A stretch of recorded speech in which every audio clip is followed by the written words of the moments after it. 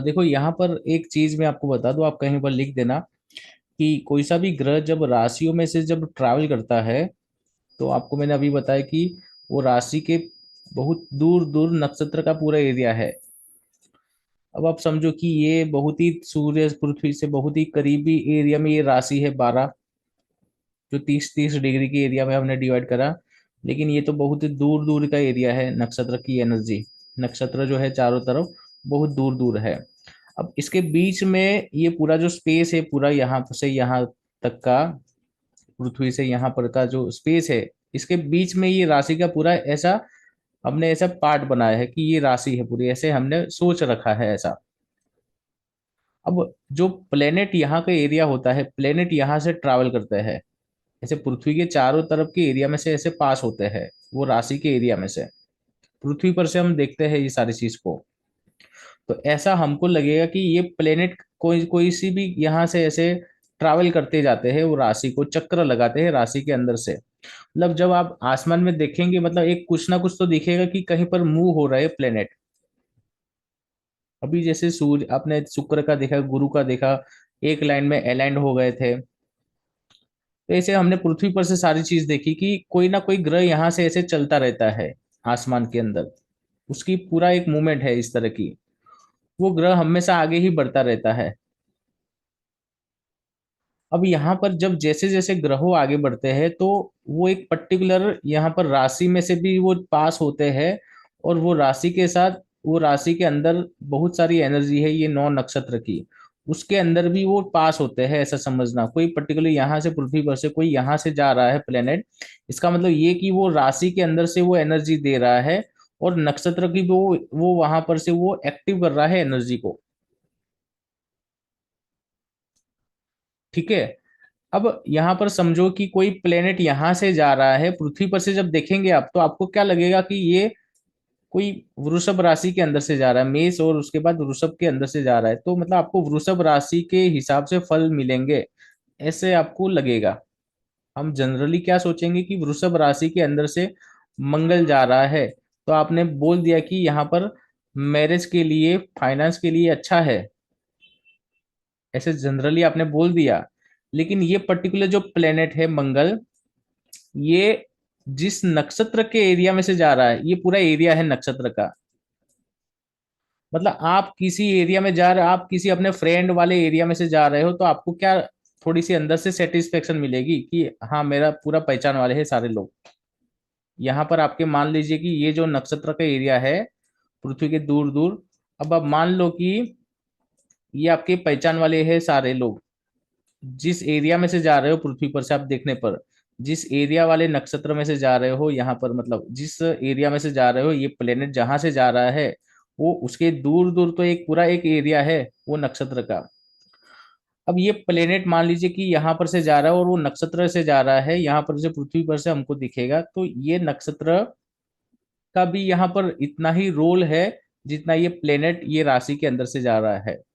इसके लिए ऋषियों ने एक बहुत ही क्लियरली बात बता दी है कि ये ग्रह को फल देने का जो तरीका होगा, ये ग्रह जो होगा वो उसके नक्षत्र को पूछ कर फल देगा। कोई सा भी प्लेनेट जो राशि में से जाएगा, ये राशि में से जब भी कोई प्लेनेट जाएंगे, तो वो प्लेनेट अपना जो फल होगा वो अपने नक्षत्र को पूछ कर फल देगा। मतलब कि यहाँ पर ये बात हुई कि ये जो प्लेनेट है वो अब डिपेंड हो गया, ये नक्षत्र के हिसाब से चलेगा। ये नक्षत्र का एरिया अच्छा होगा तो ये प्लेनेट थोड़ा सा अपने को अच्छा रखेगा फल। ये नक्षत्र के एरिया, यहाँ पर इसके शत्रु आ जाएंगे, तो ये प्लेनेट जो होगा वो बहुत ही डगमगा जाएगा। ऐसे बात हुई। मतलब आप किसी दुश्मन के इलाके में से जाएंगे तो आपको बहुत ही घबराहट होगी, आप अपना बचाव नहीं कर पाएंगे। लेकिन यदि आप अपनी पहचान वाले के एरिया में जाएंगे, तो आपको बहुत ही फ्रीली माइंड रहेंगे, ऐसा समझो। तो यहाँ पर ग्रहों का ऐसा ही है, पॉलिटिक्स होती है बहुत सारी यहाँ पर आसमान के अंदर। क्योंकि कोई ना कोई ग्रह यहाँ पर से हर एक राशियों में से जा रहा है। अब वो ऋषियों ने बात बता दी है, बहुत ही गुड बात बता दी कि ये जो प्लेनेट है वो पृथ्वी पर से जहां से देखते हो जिस राशि में से जा रहा है, लेकिन वो प्लेनेट अपने जो नक्षत्र स्पेसिफाई पर्टिकुलर डिग्री में से जा रहा है, और वो डिग्री के अंदर जो नक्षत्र आते हैं उसको पूछ कर फल देता है। मतलब प्लेनेट का जो फल होगा वो डिपेंड है ये नक्षत्र के हिसाब से। ये नक्षत्र जो चाहेगा वो प्लेनेट को करवा सकता है, इसका मतलब ये हुआ। मतलब प्लेनेट से ज्यादा नक्षत्र का ज्यादा प्रभाव है, इसका मतलब ये हुआ। क्योंकि ये प्लेनेट की जितनी भी एनर्जी है वो मैनिफेस्ट ये नक्षत्र के थ्रू होगी, इसका मतलब ये हुआ। वो पर्टिकुलर पृथ्वी पर से जो नक्षत्र में से जा रहा है, जो राशि के नक्षत्र के अंदर से जा रहा है, मतलब कि ये वाली चीज हुई यहाँ पर कि मेष राशि के अंदर कोई प्लेनेट जा रहा है। तो यहाँ पर मंगल जो है मेष राशि के अंदर कोई सा भी प्लेनेट जाएगा, मान लीजिए कि यहाँ पर सूर्य जा रहा है, तो ये जो सूर्य होगा वो, ये जो टोटल 9 पद है नक्षत्र के, ये 9 पद के ऊपर से चलाता जाएगा वो डिग्री के हिसाब से। सूर्य का डिग्री एक एक दिन में चेंज होता है, मैंने पिछली बार बताया था कि एक एक दिन में वो एक एक डिग्री चेंज करता है। टोटल एक राशि के अंदर टोटल 30 डिग्री है, तो वो 30 दिन का टाइम लेगा एक एक डिग्री को आगे बढ़ने के लिए। और ये नक्षत्र का जो एरिया है वो 3.20 डिग्री का है। तो ऐसे कहीं ना कहीं ये जो सूर्य है वो हर एक नक्षत्र के पद में से वो चलता जाएगा। तो ये जो सूर्य जो होगा यहाँ पर, वो सूर्य यहाँ पर ये जो हाउस के अंदर जो फल देने का जो तरीका होगा वो ये नक्षत्र को पूछ पूछ कर फल देगा, इसका मतलब ये हुआ। ऐसे ही हर एक हाउस के अंदर का जब भी प्लेनेट कोई जाएगा तो वो पर्टिकुलर, मान लीजिए कि यहाँ धनु राशि है, तो धनु राशि का जो यहाँ पर कोई सा भी प्लेनेट जाएगा या फिर आपकी कुंडली में कोई सा भी प्लेनेट कहीं पर भी है, वो उसके जो नक्षत्र में जहां पर वो आया हुआ है उसके हिसाब से वो फल देता है। अभी के लिए ये बात याद रखो, मैंने ये चीज यहां से बताई आपको कि कोई सा भी प्लेनेट यहाँ पर ट्रैवल करता है तो उसके पीछे एक एरिया आता है नक्षत्र का, वो नक्षत्र के हिसाब से वो चलेगा। क्योंकि ये जो प्लेनेट है वो नक्षत्र के एरिया में से जा रहा है। हमको पृथ्वी पर से यही दिखाई दे रहा है कि ये राशि में से जा रहा है, लेकिन वो उसके पीछे नक्षत्र का भी एरिया है पूरा। तो वो पूरा एरिया जो है वो नक्षत्र का एरिया है, वो नक्षत्र की एनर्जी से वो चल रहा है यहाँ पर। नक्षत्र अच्छा होगा उसका तो ये प्लेनेट बहुत ही अच्छा होगा, नक्षत्र के हिसाब से प्रॉब्लम होगा तो ये प्लेनेट भी यहाँ पर प्रॉब्लम होगा, ऐसा समझो आप। मतलब सारा मेन चीज है वो नक्षत्र से जुड़ी है यहाँ पर प्लेनेट की। 12 राशि जो होती है उसके अंदर की जो फल देने का जो तरीका है, जो सिस्टम है, वो उसका नक्षत्र का बेस है पूरा। आप मुझे बताओ, ये चीज आपको याद रखनी पड़ेगी कि एक जो रूल्स मैंने बताया अभी कि हर एक ग्रहों अपने नक्षत्र को पूछकर फल देते हैं, हर एक प्लेनेट का जो सिस्टम है। क्योंकि यहाँ पर राशियों के पीछे नक्षत्र की एनर्जी है बहुत दूर दूर। मतलब वो प्लेनेट पर्टिकुलर कोई एक नक्षत्र के अंदर से गुजर रहा है, जैसे ये राशि में से जा रहा है वैसे ही वो प्लेनेट नक्षत्र के अंदर से भी वो जा रहा है।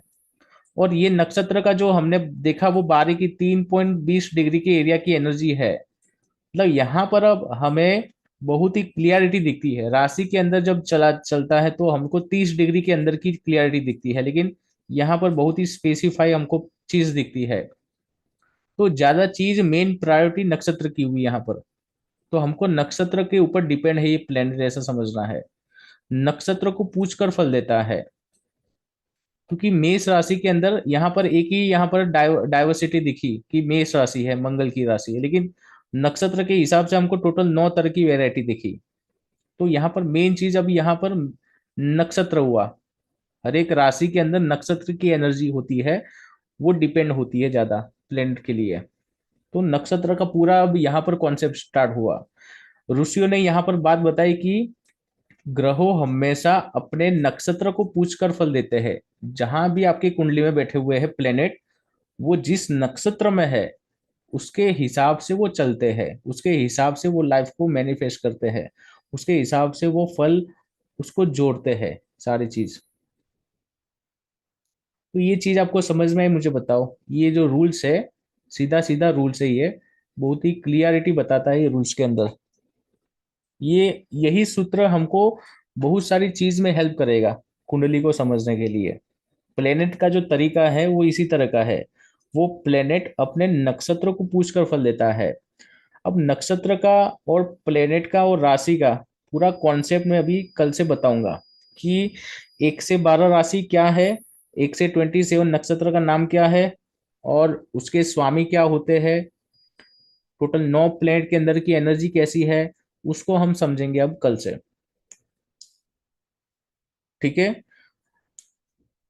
अभी आप ये चीज आप नोट डाउन कर लेना, और आपको सारी चीज विजुअली समझनी है, जैसे चित्र के हिसाब से, क्योंकि हम पूरा ब्रह्मांड के अंदर की बात कर रहे हैं।